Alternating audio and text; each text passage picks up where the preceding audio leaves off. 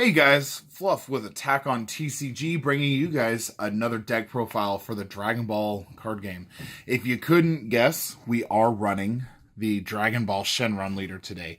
Now, I want to take it back a few sets to Tournament of Power. Out of Tournament of Power, the thing that I fell in love with was Universe 11. I don't know why I loved this deck. The deck was fun, but all in all garbage. Like, Topo was pretty much the best thing out of it. The 5-drop or the 10-drop Jiren that became a 5-drop was realistic at best to play.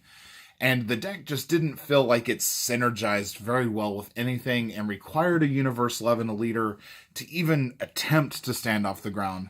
So naturally I couldn't wait to try it with the Shenron engine that came out. And I've got to be honest, I was really surprised at how awesome this deck is right now. Like, I don't know if this deck is meta. I haven't actually been to a local since this set dropped, but I'm going this week, and this is the deck that I'm playing. I love it. Now, it does get a little interesting as far as what you can play and what you can't play, just because a lot of the U11 cards required specifically for you to have a Universe 11 leader, but thankfully there's just about enough that don't have to have a Universe 11 leader. And we're pretty much using those cards plus the Dragon Ball engine to make an incredibly fast deck that is long-lasting, defensive, game manipulating, and will pretty much win on turn 6. So, I guess getting into it, we are playing the Dragon Ball leader. The Dragon Ball leader itself can't attack because it's inanimate balls. It's activate main, switch this card to rest mode. When you do, search your life and search your deck for 2 Dragon Balls and add them to hand. So we do run 7 Dragon Balls throughout the deck. So usually what you would do is you would search your life, grab the ones out of your life first. That lets you know kind of how defensive you need to be the rest of the game. Otherwise, go into your deck and get them. Once you have 7 Dragon Balls in the graveyard, you can make a wish, flip this guy over, grab one of the desires in your drop area, and add it to hand. On the front side, God, look at how pretty this card is. This guy also can't attack, which was really weird, but once you see what he can do and how he affects the game, him not being able to attack is not an issue. But once per turn, you can activate one of these. You draw one, or you can choose a desire card in your hand with an energy cost less than or equal to your current and activate its activate main skill. Now, this is essentially the same as playing the desire card, so it does go to the drop area, but you don't have to pay the energy for it, which is monumental when you consider cards like World of Peace or Child's Wish. We use both in this deck. The last one, remove 7 Dragon Balls. Choose one of your battle cards or leader cards. It gains 10,000 power and triple attack. Now, one of the things, and that's for the duration of turn, by the way. And then at the end of the turn, this card flips over because you just removed all 7 Dragon Balls from your drop zone. So you can use this to basically ensure that you're winning the game that turn. I wouldn't use that effect just to kind of poke and waste resources from your opponent. I would do it when you know you're going to be able to make a game-winning play with that. So that's the leader. He's pretty awesome. It's probably the funnest leader that I've played with in a really long time. Now we do have, starting up, we've got 4 Fledgling Talent Pan. Now, one of the big strategies behind this deck is getting a bunch of Universe 11 cards into your drop area. So Fledgling Talent Pan allows you to, once per turn, discard a card from your hand to draw a card. So we'll probably almost always be discarding a Universe 11 to draw a card with Fledgling Talent Pan. A lot of the times when I played, people just left Fledgling Talent Pan alone, which pretty much won me the game. Just because you're able to set up the large Jiren play. But we do run 4 of her. This is probably our main turn 1 play to get as many discards as possible before they catch on to what we're doing. Then we do play 4 hero combination Tuppers. Tupper, when you play him, you're going to look at the top 3 of your deck. You're going to find a Universe 11 in those 3. and added to hand. So this is kind of our basic vanilla searcher. He doesn't require a specific leader to use. He's 5,000. He's good combo. He's a good target for a number of different effects in this deck. So we do run 4 of him. Another good turn 1 play if we don't get into the pan. But I find myself actually playing like 2 of these in turn 2 or 3. So just a super cool card. And Tupper, one of the reasons that I love it, and this is actually probably one of the rock stars of Universe 11 here. And this is Zoiray. Hero combination Zoiray. He's 2 energy. He's got barrier. He's got blocker. And his permanent, if another Universe 11 is in your play area, this card once per turn cannot be destroyed by battle. Can't be KO'd. So pretty much there's a number of different ways to get him out in this deck, and I'll kind of discuss those as we see them, but he's only 2 energy if you have to play him outright. He fits under the 4-drop Shenron that we play. He fits under World Peace. He also fits under Child's Wish, so there's a number of different ways to get this guy on board, and by turn 5, I'm usually sitting on 3 to 4 of these when it comes time to make my final push on turn 6. And they just keep coming. I mean, they just stay there. They bulk up. They're super defensive. It's really hard to get past this line, plus all the other negates and things that we have in the deck. Zoiray has definitely earned his spot in this deck. He puts in a lot of work. Then we have one of the primary strikers of the deck, hero combination Vuan. Vuan, I believe, is how that's pronounced. The permanent is, during your turn, if you have another Universe 11 in play, he gains 5,000 power, and then at the end of the turn, you restand him. So you attack, end your turn, he stands back up. It's a little bit harder for your opponent to get through him, but same thing as Zoiray, he fits under pretty much every way to play a card in this deck. So I pretty much have access to them at any given point if I need them for combo power, or if I need them to attack, to push, to try to go for game, or if I just need another body on the field. He's perfect. He's a good target for the discard card for Pan. He also puts in a lot of work in this deck. Then I kind of play the Keqing. I play 3 of those. Hero combination Kettle. This guy's awesome. He's got barrier, and then if you have 2 or more Universe 11s in play, he gains 5,000 power and double strike. He fits under the same way that Vuan does. He fits under every way to get a card out. I pretty much have ready access to him. I will usually discard him really early or combo out with him really early. He's in my drop area. I can just get to them whenever I need them. I would change one of these for one of the other cards in this deck, but I don't have it, so I had to get creative, and I really loved this guy so much that I actually moved his number from 2 to 3 in the end version of the deck. But I currently have 3 of the Infinite Alertness Dispo. I really want to bring this to 4, but unfortunately our pulls for these were kind of bad, and I only have 3. So when I do get the 4th, I will be taking out the hero combination Kettle. The Infinite Alertness Dispo has blocker permanent. When there are 4 more Universe 11 in your drop area, reduces energy cost by 2, so he only costs 2 energy to get out.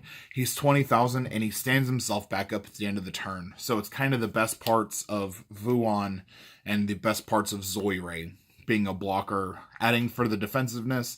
Though I'll be honest, I really like him at 3 as well. He's a little bit more difficult to get out than the Kettle, Vuan, or Zoiray, but he's definitely an impactful player when you do end up playing him in this deck. So we do love him there. And then kind of at the pinnacle of the mountain would be Jiren, Universe's strongest. So this guy is our win condition in the deck. It's a 12 cost. But if you have 9 or more Universe 11 in your drop area, it reduces his energy cost by 6. So you can play him for 6 yellow energy.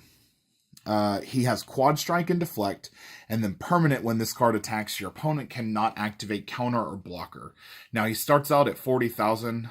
I'm not going to tell you how it was done, but I've had a game with this guy where I swung and attacked for 135,000 with this guy. I'll kind of go into those if we have time in this video as to how to do this.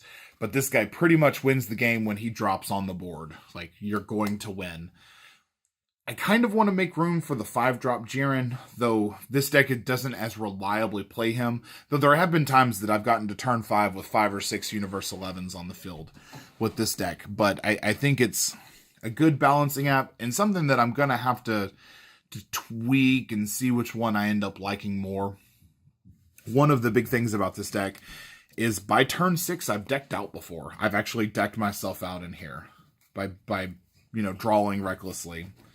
So you see everything in the deck. Even if I just played one of the 5-drop Jiren, I would see in this deck that 5-drop Jiren by the end of the game, unless it was my last life. So our super combo, we use the Temporal Rescue Trunks, which is the new black combo card for this deck. It has the Sparkling 5, so you get the 10,000. Once you have 5 in your drop area, you're going to draw 1 card. This card is ridiculous with a bunch of the other cards that came out with the Shenron's Advent starter deck, especially the 4-drop Shenron. The 4-drop Shenron can actually grab one of these back from your drop area and just play it. So it's on the field, but if you're going to attack with something, you then have you have access to at least 2 to 3 super combos every turn of the game, depending on how many of those Shenrons you have out. So, love this card. He fits in perfectly. Then we do play only 2 of the Shenron Figure of Majesty. I've actually thought about maybe bumping this number up to 3, just because the more I have of these on the field, the happier I am. As his first effect, so he can't attack, but that's okay. We don't care about that. Once per turn, Sparkling 5, so you have 5 cards in your drop area. You get to choose one of these plus draw a card. You can either choose 2 of your energy and switch them back to active mode, which is awesome for play extension, or you can choose a battle card with an energy cost of 2 or less in your drop area and play it.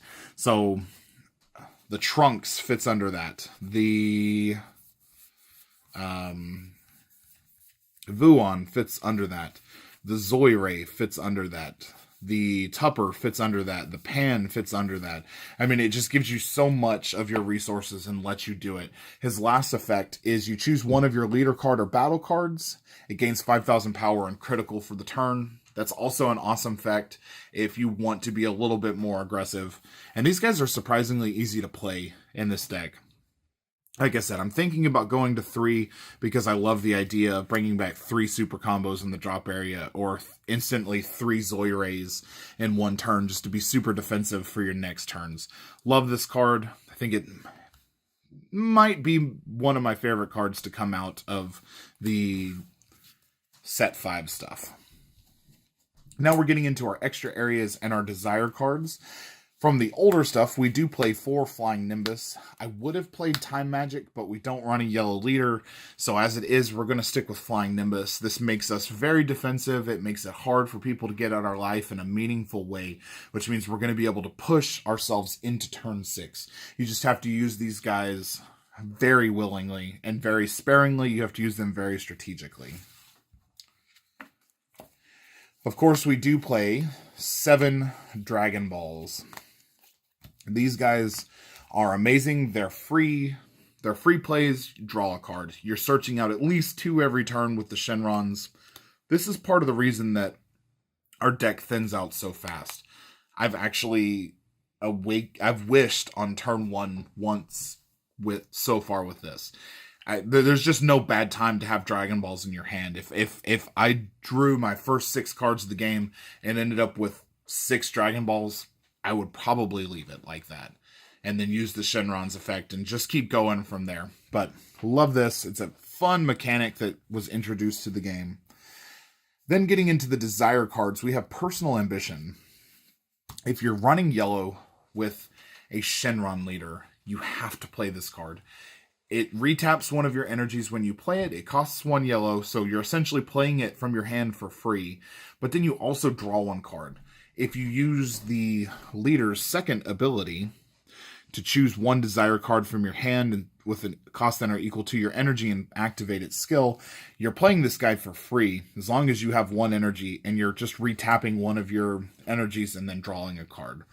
It's just a fantastic. I think it might be one of the best desire cards in the game right now.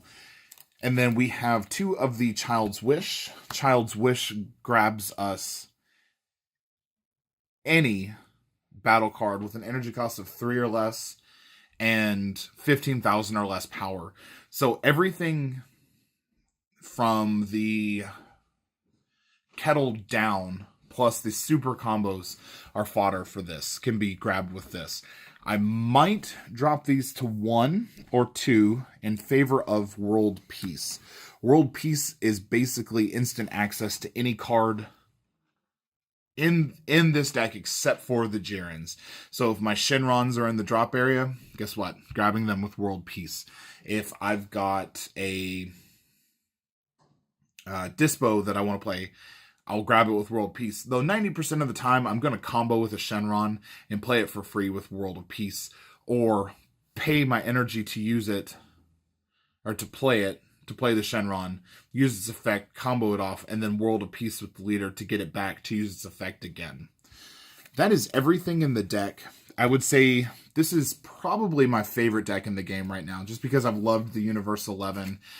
Again, a word of caution, this deck draws so much that I have not had a game now where I haven't gotten to turn 6, and I have not had a game where I've gotten to turn 6 and had more than 1 card left in my deck. So by the time I win the game, I'm either at 1 card left in my deck or none left in my deck. This deck draws ridiculously fast, and your hand is seriously 12 to 15 cards a majority of the game. It's just a fantastic deck. I want to see how this deck stands up to other stuff that's been really prevalent in the meta. Haruta Swarm, Universe 7. I want to see how it hands up against Hercule. I want to see how it favors against the new stuff like Gogeta and Janemba. I really think this deck would have a tough job with Janemba because Janemba has the deck thinning ability that it does have. But this deck is absolutely beautiful. If you guys liked it, make sure you give us a like, give us a subscribe, click that bell for notifications. This catchphrase is really stupid, but George Clinton, if you're watching, I suppose we'd like to have you on the show. Fluffy loves you. All right, guys. Thanks. Bye.